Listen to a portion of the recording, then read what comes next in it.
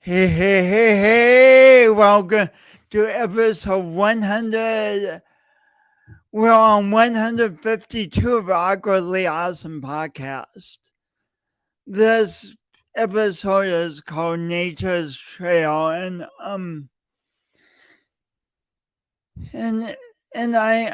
nervous for this episode. Not because I don't have a brilliant guest. I do. She's absolutely brilliant, and she's the perfect person to talk to on the subject. But I'm nervous because I love being out in nature so much, and it's such a big part of my life that I want to do this conversation right and and do nature right and then be respectful to all of us as we have our own unique relationships with the natural world. So with that, how's that for awkwardly awesome intro?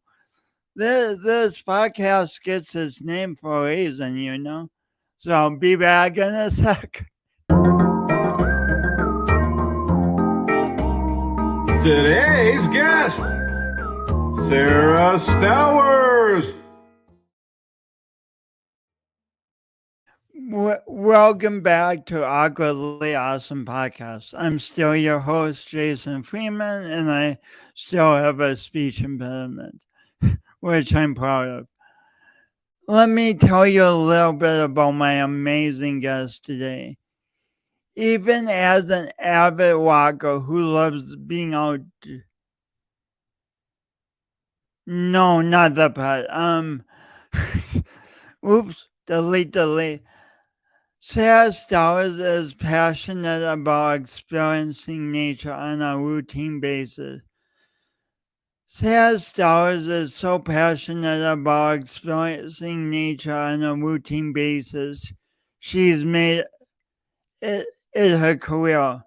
A plant scientist with a focus on plant biotechnology, plant tissue culture, and plant archives. Sarah has chased career opportunities around the world, globetrotting to France, China, and the Netherlands, amongst others. She also has moved many times and has so much wisdom about that. And she's a yoga teacher, so we're going to talk about that too. So please help me welcome Sarah. Sarah. Hey, welcome, my friend. Well, thank you. So we went on a walk a few weeks ago, and we started talking about our opportunities growing up. My parents lived in the country, and and please tell about your childhood related to nature. Well, I was born and raised in Connecticut and was very fortunate to live just down the street from a town forest. And so my sister and another friend in the neighborhood, we would just go all through the trails in the woods. And of course, I was raised in the 60s, and that was the time where you were told in the morning to go out and find something to do and don't show up until dinner time. So we did. We built forts. We did lots of stuff in the woods. And I also got poison ivy a lot. That's the eastern woods. And one thing I really like about South Dakota is that it doesn't have as much poison ivy. So that's a plus for South Dakota. As a kid, how did you deal with getting poison ivy? Oh, it depends. It depended. I mean, I I got it every year.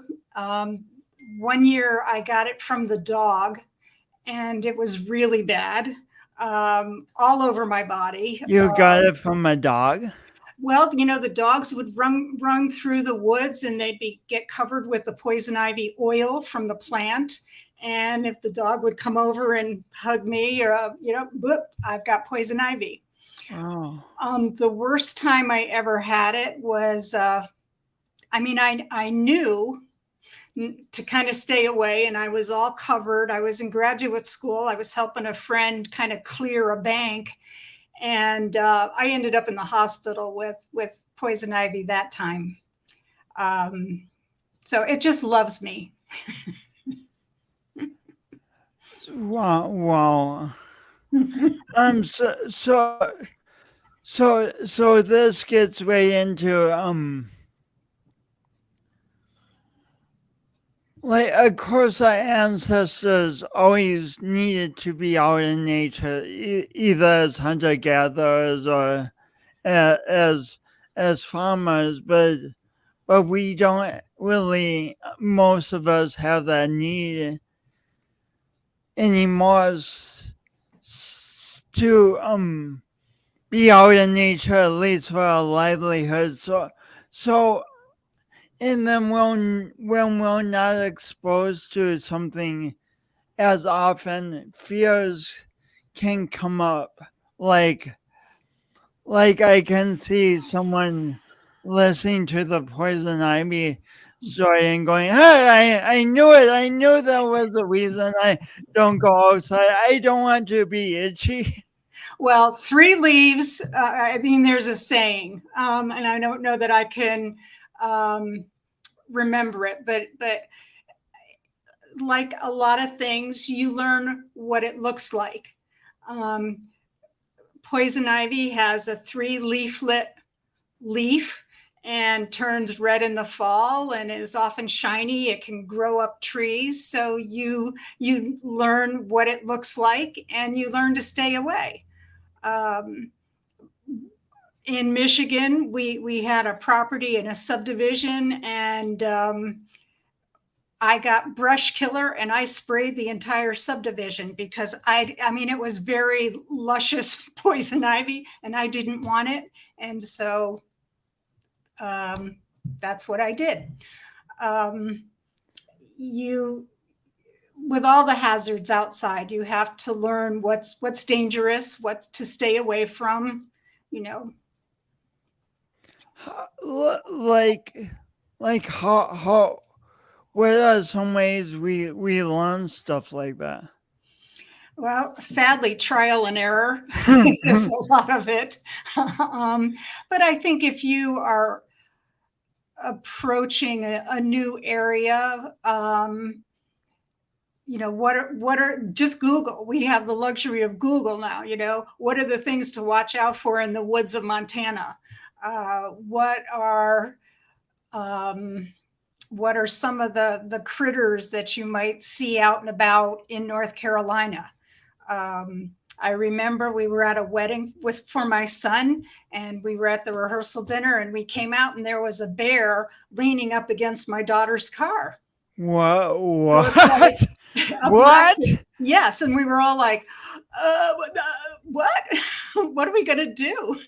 And you just give it a wide berth, and we kind of backed up and went back inside, and luckily it didn't stick around.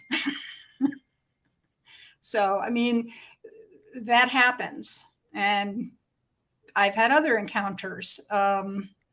You have to be very circumspect. Yes. And what do you mean by circumspect in this case? Well, be very careful. You need to be cautious. Look at what it's doing. Is it posturing at you? Is it charging you? This calls to mind a story in Florida. We're out riding a bike, and we see a snake on the ground. And when it saw us, it immediately coiled and turned up and started rattling its tail. And it told us, this is my space, get out of here. So we did. That was a dusky pygmy rattlesnake. Then I had another experience again in Florida where I came out of my garage door to get into my car, and there's a snake at the bottom of the stairs. And, I freak. The first reaction is, oh my God, oh my gosh. But then you look at what it is. Well, this was another dusky pygmy rattlesnake. And after the first few moments of what am I going to do, it's like, there's a broom right there. The snake isn't very big. So I got the broom and I swept it out. But that brings, so a good key indicator for snakes, if the head is bigger than its body, it's likely a venomous snake. Give it a wide berth. A rattlesnake, if you are approaching it, generally, you've got to be listening for the rattle. If you hear it, it means to back away, get away. That's true with a lot of, I would say, we had talked earlier about buffalo, when people are approaching the buffalo and they're getting gored. Well, they're too close. You can't fight a buffalo. They're a lot bigger than we are, so you have to be a little smart. That is a reaction to nature, though. I mean, it's tempting, because a buffalo calf looks so cute. Most little animals look cute. That's right, but yeah. But the mother definitely does not think it's cute too. Oh, heck no. No, if there's a mother involved, you better get out of there. Very dangerous. They're going to protect their young. We would do the same thing, right? Yeah, that's a really good point. We would do the same thing if a buffalo was sneaking up on our young. We wouldn't be happy either. That's right. That's right. So it's interesting to me. You've been outside and basically your whole life, and it sounds like you still sometimes encounter situations in nature that bring up some anxiety. Yes. So my husband is from Texas, and he used to tell me stories about scorpions and tarantulas and just all this nasty stuff. And I'm this girl from New England. We didn't have that crap, and I just knew that someday that was going to be a problem. And sure enough, in Florida, out on the Lanai one day, I hear this scream, and my little daughter, I'm trying to think, I think she was under 2 at the time, and she had seen something on the lanai. So the lanai is the screened-in porch, and as kids would, she put her finger down, and she got stung by the scorpion. And also in typical fashion, so my husband was on his way to Europe. So the guy that knew about these critters wasn't home to help. And so, we called the fire department, and well, it was quite a scene. And the good news is that the first sting isn't necessarily the bad one. It would be the second one that she would really have to watch out for. And I don't think she lives anywhere where there are scorpions, so I think we're good. That's like her whole life. Yeah. Knowing that she has to be aware of. Yeah. But I Uh, mean, we do, right? I mean, doesn't Australia? Well, we also in the U.S. have brown recluse spiders. There's black widow spiders. I mean, stuff is out there. So it like I said earlier, it kind of behooves you to have a little awareness about what these things are, where you might find them. Your cooperative extension services would be a good place to find out if there's really local dangerous stuff. Um, um, you mentioned also that South Dakota has a. Please talk about the South Dakota Naturalist program a little bit. so the Master Naturalist program is well established countrywide, but it had not been in South Dakota. And in 2020, the Games, Fish and Park, and lots of the Discovery Center, SDSU, a lot of people got together and put in place a program for South Dakota Master Naturalists. And it is modeled after the Master Gardener program. So you do about 9 weeks of classroom. You do 2 to 4 field trips. And then every year after that, you do 10 hours of continuing education and 20 hours of volunteerism in a master naturalist capacity to keep your certification.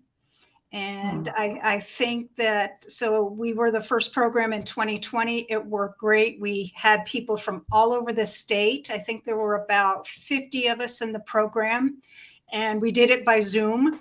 So that COVID didn't impact us at all. It worked really, really well.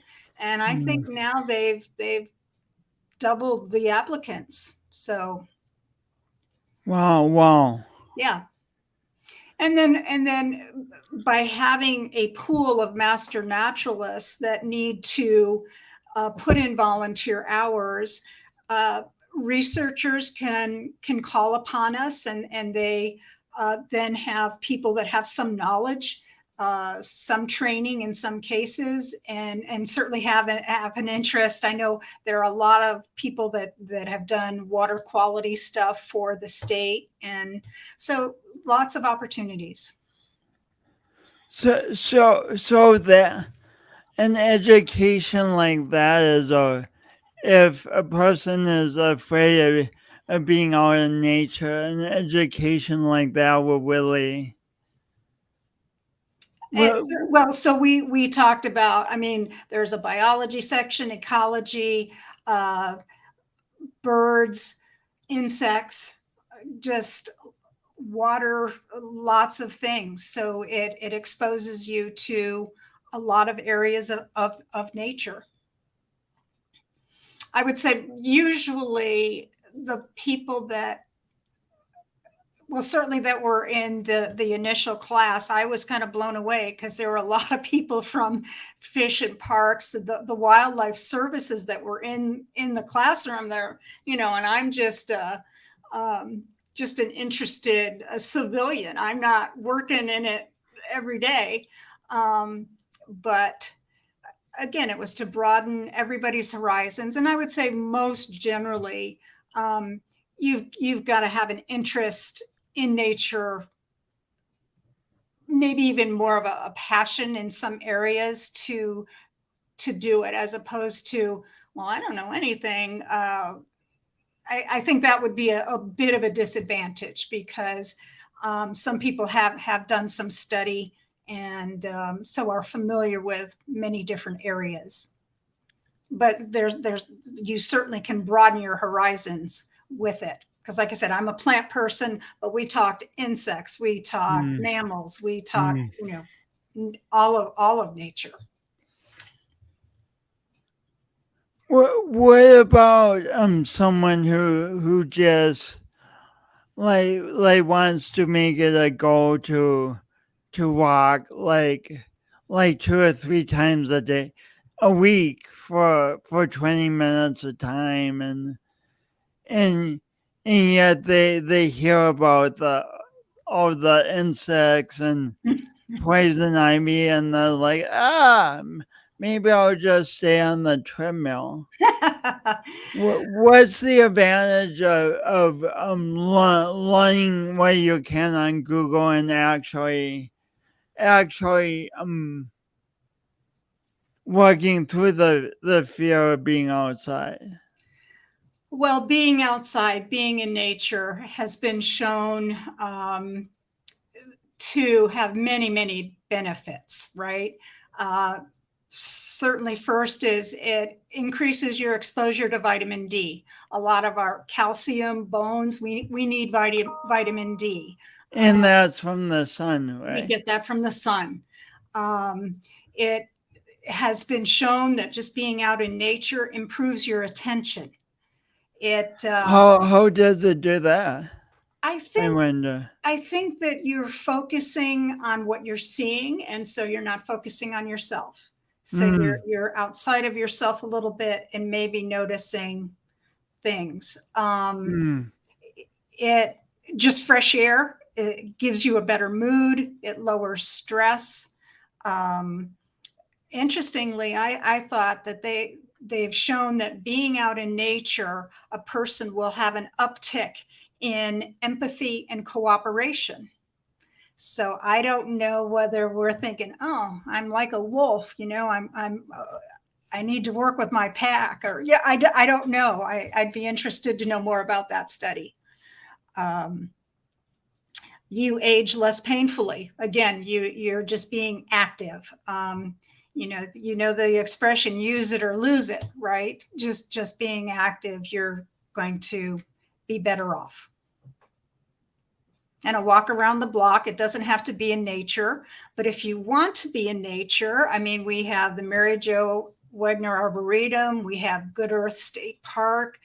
Uh, in Sioux Falls, we have a lot of city parks. And I mean, all over the country, there are wildlife refuges, there's Audubon areas, wild areas. There are lots of opportunity across this country to explore the outdoors. What's the difference between a wildlife refuge and a city park? How's that a Well, different it experience? it depends. It just really depends on the topography, what that area has to show off. Along your coasts, whether it's California or the East Coast, you're going to have coastal wetlands, for example, Mm, beaches. Um, mm, Utah, you're going to have mountains, mm. the Great Salt Lake. Uh, South Dakota, we've got the Badlands. We've got um, I'm pulling a blank. Oh, Custer. Well, we've got Custer. I'm trying to think of the one up by just uh, northeast of us. I'm No, sorry, where no. Jesse James and Devil's Gulch in the Devil's Gulch. Palisades. Right, right. So I mean, like I said, every state has the United States has done a very good job about having state parks, county parks, city parks, and these are all opportunities to be outside. I mean, New York, right? Central Park is a fabulous park with plantings and statues and water interest, and Boston Garden, same thing. Um, Wonderful places, special plantings, just green grass to get out in, and colorful trees. They're not too hard to find if you look.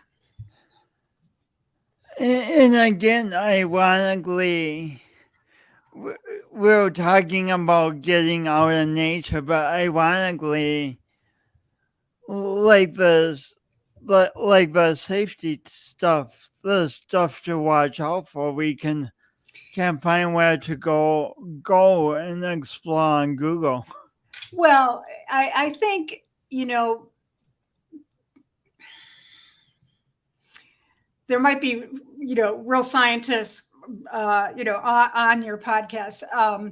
I don't know whether you could say 9 times out of 10, the animals know you're there, but you don't know that they are there.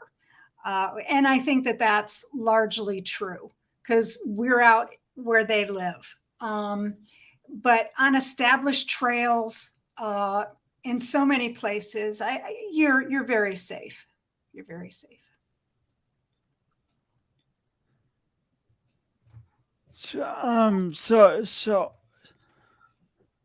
So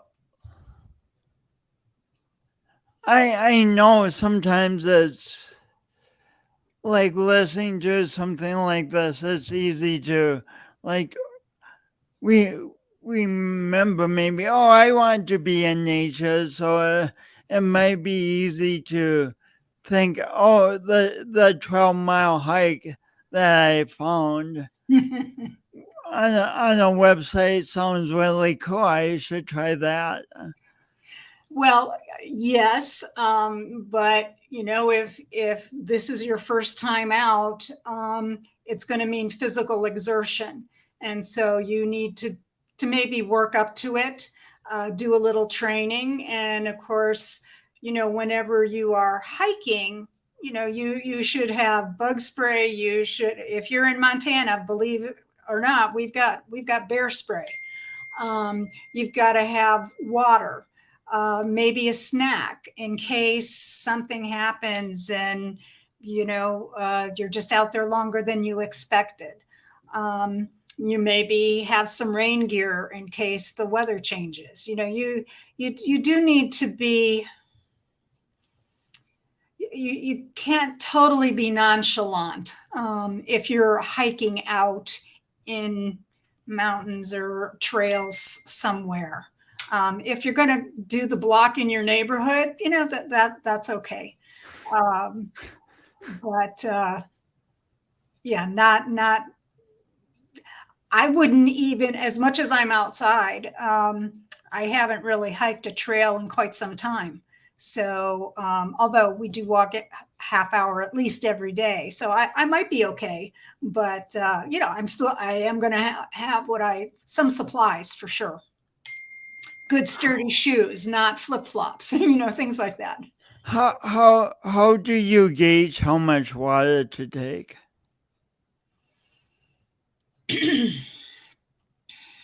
I I don't know. I mean, I guess it depends on the length of time you're going to be out, how hot it is. Um, you know, I would certainly, the water's heavy too. Um, you know, I think of camping days and you know how we, you know, we made sure we had a lot of water. You've got to make sure, um, you know, at least a quart, I guess. Depends on Um, what you're going to be out. Yeah. when I said the question, I'm thinking about the hikes I've been on, and I don't know how I determine how much water I need. Yeah, I don't know. I'm sure there's a formula, but or if you, or even if you're a person that gets thirsty a lot, you know.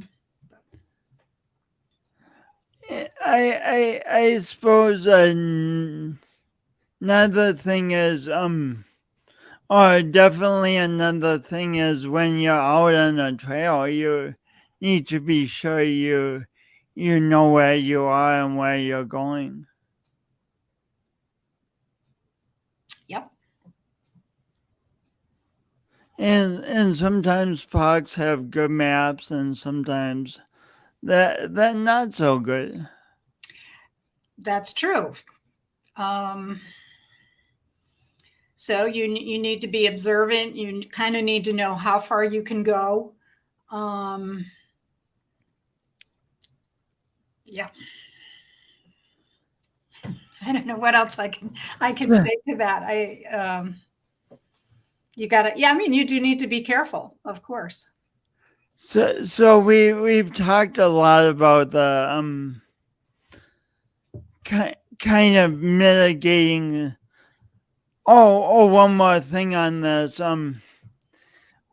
Sometimes when we see a flower that looks really just so pretty, it's tempting to want to pick it and take it home. Uh, how did that affect the local environment? Well, I think most parks and refuges do have. Very often, it's a stated rule that you're not supposed to pick the flowers, um, because that, if you're picking a flower, you're taking out reseed itself, and so with most of these places, it's observe only. Don't do any harm in these places.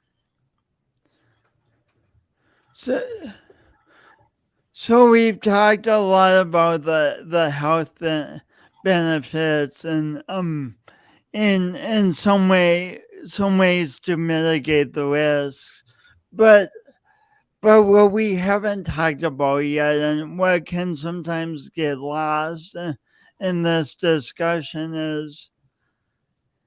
is how to be compassionate about nature. Like you were passionate enough about plants that you've devoted your career to plants. So how do we learn to love our experience in nature more and observe it more closely? Lots of ways. So I was just listening to a talk last night that now is the time that a lot of birds are going to begin to migrate, and they showed uh, the birds breeding zones, which are huge. It'd be, it's like the wood thrush has a summer breeding ground of the whole eastern side of the United States. Well, its winter ground is a small part of Central America. Okay. Central America, lots of problems, right? It's been logged to death. So if we are concerned about that sort of thing, um, you learn about what's going on in those areas, and there's a group called the American Bird Conservancy, and they've done just that. They've gone down to Central America. They've looked at what are the problems. A lot of our with so many animals and birds and plants, it's habitat loss, Hmm. right? We're building, developing. You go to any place in the country, and they're building. Well, that is putting all sorts of habitat pressure on insects, birds, mammals, the plants. Um, so part of how we can protect is, are there ways that we can log but do it sustainably? Are there crops that we can substitute that will provide communities with livelihoods and still provide habitat for animals? I mean, we are all connected, all Hmm. connected. And so it's so one of the big things that happens in the Midwest is the sandhill crane migration. Have you ever been to Nebraska? Have you ever seen that? No, not yet. I want No, to. we're not that far. I mean, it's millions of birds. It's really something to see. Um, so, but when you see it, that's just a small part of the picture. They're going here to raise young. They're going back to another place to feed because up north it's going to have snow 6 months on the ground. So they can't stay here during the winter. That's why we have all sorts of movement that, we just aren't aware of, because that's not, we're not a bird. We're not a buffalo, right? But that's generally why so much wildlife, natural life, moves is in response to the climate, the what they have to eat, where are the best places where there's a nurturing environment to raise young. I mean, all of this is connected. And to well, so we had a walk a few weeks ago. What we saw a lot of butterflies, didn't we? Yeah, yeah. Right. Okay. Well, a lot of them, some of the bees, I was just reading about mason bees. They live for 6 months. That's Wow. holy smokes. So just lots of life cycles. But if you go out, there is nature to observe. If you can come out of your internal zone and put on your observation hat, maybe slow the walk. If you look, there is stuff to see, generally speaking. So, that what you're saying can be very challenging. I've not not on our walk, because that was very rich and you were pointing so many things out, and on our walk I got more interested in this place I have been many times. But on so many walks it's like almost habitual. People wear headphones sometimes. I know if I'm walking and talking to someone, can almost not see anything. Well, there are all types of people, right? Um, I don't know how to address that. My interest, I am an observer. And if you talk to anybody in my family, they'll go, oh yeah, mom's the one that's 100 yards behind us because she's too busy looking at stuff and we want to get up the hill. Some people don't have the interest. They have other strengths. And that's how it goes, right? Say someone listening realizes they're or they don't observe as well as they will want to. Like, how would a person, I wonder, start observing just just a little more on a walk? Well, I think a lot of your state parks, a lot of the wildlife refuges, they have programs. I know I've led them in a lot of different places. Okay, so we're going to go out, and today we're looking at birds. Some people maybe never even used binoculars before, so we learn about that. Or one thing I like to do is we go out in the woods, and I say, okay, so what do you see? Just And that simple question. So, what do you see? what do you see? What is your awareness? Um, and then you just, oh, so you saw that, you see this, well, this is what I saw, did you see this? And sometimes that's the start. If you have a group of a bunch of people, how often are people noticing different things? You have the spectrum. Very often you're with kids and they're just running around, so it varies. It varies, but I mean, you usually there's a title to the talk, or it might be a walk in the woods to see what you see. Oh, but I'm wondering, like, if you have 5 people and you ask them five adults and you ask them what they see in the woods, will they mostly say the same stuff, or is everyone kind of noticing different things? Different things. Yeah. Nature is so complex, isn't it? Yeah. We have canopies, right? You study ecology. You've got up in the trees, you've got the soil zone, yeah. So yeah. Is it movement that catches your eye? So then you look over there and you see what's over there. Or do you hear water? So you're looking over there. Lots of things that people tune into is different. Well, fast. So there's a lot of freedom to choose your own observational adventure in nature, huh? Absolutely. Someone Absolutely. might be really key into birds, Right. another person might be love insects, and Mhm. another person That's um right. That's might right. love plants. Me Speaking of too. plant, what? Me too. Speaking of plants, could you give us just a little taste of your excitement about plants? Like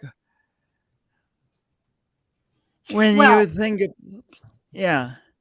the reason I got into plants was I went to a small liberal arts college, and a lot of my classmates were pre-med, and you would have called my trajectory pre-med too. And but I can remember having to do some of the dissections of animals and Oh, stuff like that. And I had some people that took care of the rat room, and oh my God, it just grossed me out. It uh, smelled. uh, I didn't want any part of that. So that's why I went into plants. And I could tell some other stories that just really affirmed that plants was my direction. I truly believe the medical arts is a calling, and I didn't have that. But why plants? Some of my most rewarding work was working in the archives at the Botanical Garden of Lyon in France. hmm. And so historically, explorers, they all had botanists on board. So think of Cook, think of Columbus. They had botanists, naturalists on board. Now, Wow. back in the day, the reason they did that was they were going to be trying to identify plants, mammals that could be used to support the empire, to Hmm. provide livelihood. So, I mean, historically, there are amazing collections of these things in lots of different places. The Smithsonian, and I've been to the archives there, um, Hmm. all over the world. Hmm. I've been to some of these collections. And you go back in history, you go all over the world because the plants have come from all over the world. Um, some are still very, very beautiful, even after being pressed for 400 years. Wow. Yeah, yeah. Wow. Um, well, so I'll tell you a story. Well, I don't know if I should tell that story. But one day, so what I was doing was transferring specimens from mercury laden paper. Mercury laden paper in the 19th century was bug would be prevent bugs and stuff growing. So that's why they used it. Well, you've heard of the Mad Hatter disease, have you? No. No. Back in the day, beaver hats were processed with mercury, and a lot of mercury causes people to go mad. So they wanted to get that out of the archives, and we were getting rid of that mercury paper and using modern day archival paper. So one day, Sounds challenging. well, it was is what it is, At least they knew to get rid of it. We learned subsequently. We didn't know at the time. It solved a big problem at the time, and now we've learned that yes, it does have those properties, but it's not healthy for us. So we need to do something else. Sounds like a lot of technological Well, advances. They solve big problems at the time. And, that's right. That's right. We don't have the hindsight that develops with time. Mhm. But I mean, all sorts of specimens would cross my desk. Wow. I'll never. So once I looked and I'm there. Well, gosh, if I didn't, the specimen was from 1838. Well, if I didn't know better, I'd say that was cannabis. That was marijuana. Huh. Well, and I look at the label. Huh. It's cultivated. Did you know that they were cultivating marijuana in 1838? I didn't No. know that. So then I sniffed it and it didn't smell. The next specimen was 1848. Again, cultivated specimen. Well, that one was still aromatic. How about that? From 1848. 1848. Right. Gosh. Yeah. So lots of things you can learn in the archives. And of course, now with the advances in genetics and molecular biology, we can take samples of these plants, whether it's roots, leaves, flowers, pollen, and we can do genetic studies on them. And that's providing a wealth of information.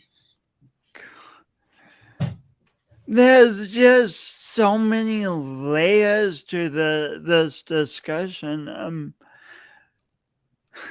But speaking of migrating, you were talking about migrating animals a while back. So we were out to eat a few weeks ago, and somehow I asked you, how many places have you lived in your life? And I lost count. I've So, lived in a lot of places. which means you must know a lot about how to move well. I'm a really good packer. Yes. And you told one story of moving to Thousand Oaks, and your son was a kid, and how did you help him? So that, as I also told you, I couldn't really remember how I arrived at that, but it ended up being a very good strategy. So he was in second grade at the time, and sometimes in all the moves I've had, you can pick the time you move. Sometimes you don't have that choice. But anyway, which must make life yes. crazy. So somehow, though, I was able to engineer this choice. And so I thought, he's going to do everything but his last month at the school he was at in California. And so, and again, I don't know how I did this, but I wrote a letter to the new school in California. My name is Sam. I'm 8 years old. I like to do this. I like to do that. We're moving from Florida to California. So that kind of thing. And when the beauty of moving before school was out, well, the first thing that happened, he had a really good teacher, and they were thrilled because she read them, the kids, the letter many times, so that when he showed up for his first day of school, they knew who he was. They knew what he liked to do. And they knew how to befriend him. And they thought, oh, well, he likes to do this. Well, I do too. And he had most of his second grade skills. So it wasn't that he was going to lose those. And the other thing it did was it provided him some contacts so that he had some playmates over the summer. Whereas if he hadn't gone to school, we wouldn't have known who who anybody was. And to a second grader, not having friends could be Well, just not just not second grade, good. any grade. So True. that worked out really well. On the subject, do you have any tips about choosing good movers? Like when I think of movers, I unfortunately think of the horror stories. Well, I have enough experience to tell you that you're never going to know exactly what problem you're going to have. You can even be on, let's say, a fourth move, and you tell the person that comes out to the house to give you the estimate. I had this problem, and this problem. I don't want it this time. And they may tell you, okay, well, we'll do this, okay. And they will, and then you'll have some other problem. So it's a bit of a crapshoot. I usually have very good packers, but the industry has also changed where a lot of things are subcontracted out. So the parent moving company, it's not like it used to be. That sounds like a good question to ask a mover. Are you subcontracting stuff Oh out? yeah, What are you subcontracting out? What are the credentials? yes, yep, yep. And then on the move to Sioux Falls, you had this amazing story of unpacking, and somebody came over to say hi. Yes. Usually my experience is in any place I've ever lived, um, it's a month to 6 months out before you've got that one friend. But Mm. I had a neighbor walk in my house. The air conditioner was broken. It was August. I was hot and sweaty. My husband had been living in Sioux Falls since October. I packed up the house. My son was going off to college. I mean, I was just kind of a wreck, It but was a busy time to say the least. say the least. But this neighbor walked in and introduced herself, and we have been best friends ever since.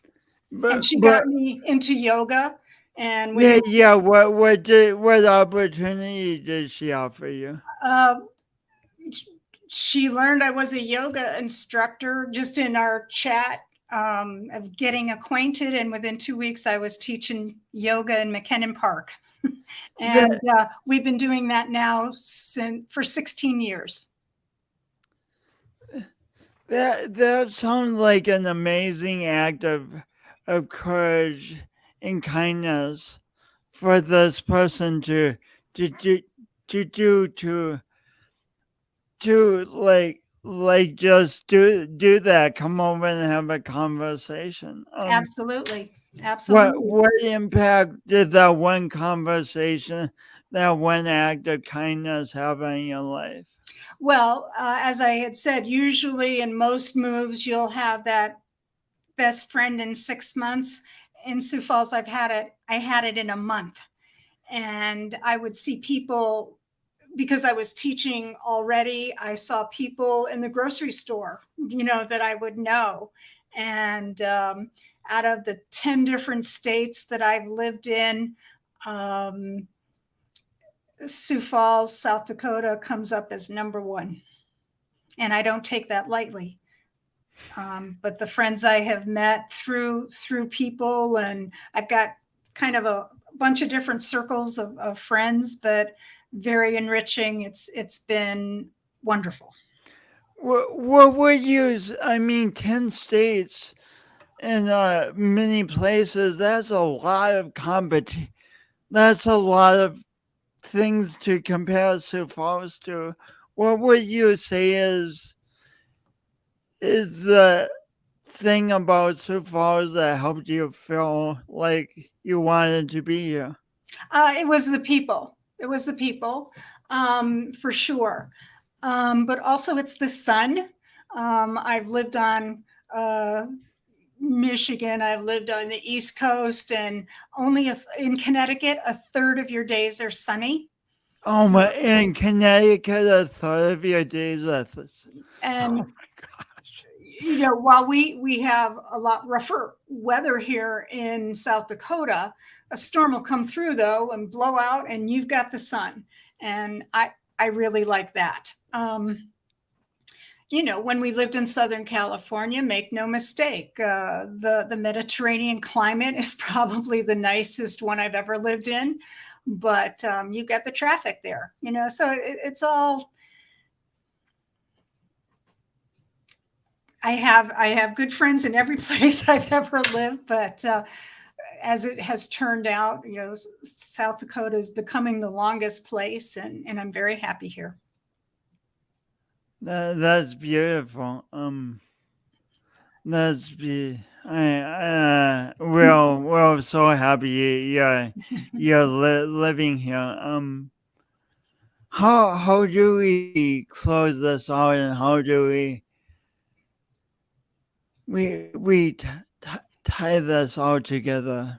Well, we are entering a time of change, right? We are seeing the summer season close out, Yeah, and yeah, autumn is coming. We've already yeah, seen the effect of lower light, less light in a day, but yeah. there's beauty out there. The maples are turning red, so there is nature to witness. You'll see birds flying. You will see uh, just a change of seasons, and get out and experience it. Thank you for bringing this up. So often people, including me at times, really don't like winter, don't like snow, don't like the cold. What are some of the things that are beautiful about nature in winter? I Well, was hoping you would give me a pep talk here. so get out, put on some cross country skis, and go out amongst the trees. Um, you know, as awful as winter can be here, um, our dog Sydney Australia Stowers, taught us to go outside every day. And if it was 20 below, we maybe could only do a block.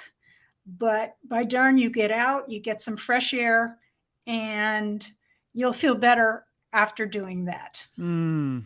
So we have taken a page from her book ever since. Sydney, Australia. She was an Australian Shepherd, so her name was Mm. Sydney Australia Stowers. What a great name. Great name. Um, and lastly, I ask all my guests this. To me, doing my imperfect best means envisioning the best I want for my life and I want to create in the world around me and going for that.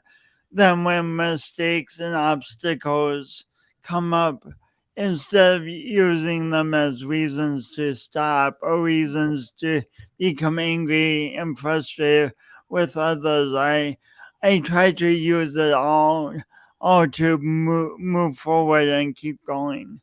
What does doing your imperfect best mean to you? Well, like I said, I've got 9 states, a foreign country behind me. I've been given lots of opportunities because of that. Um, but I think it's to always be observing, always to be questioning, and always look for what is going to make you happy. And I have done things I never would have dreamed Mm. possible. I'm not even sure I was interested in, but I know enough that I need to be doing something. And it has allowed me to do a lot of different things, and I'm going to keep doing it. Always look for things that will make you happy. I that's so powerful. Thank you so much, my friend, for taking the time to be on Awkwardly Awesome podcast. My pleasure. Thank you very much, Jason. Well, that, that was really interesting. So I go for walks a lot, but but I haven't spent time talking about nature with someone for ever on this podcast, and I usually don't talk about it.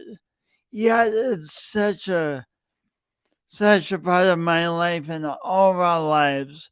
So neat to get to talk about it, talk about something that can be taken for granted, yet sustains us. So I'm I'm so grateful to Sarah, and I challenge you this week to maybe start a conversation with someone who's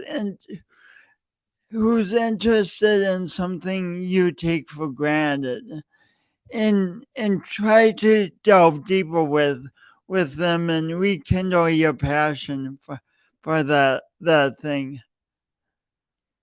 I'm your host, Jason Freeman. Thanks for tuning into Awkwardly Awesome Podcast. We'll have another amazing guest next week. Take care.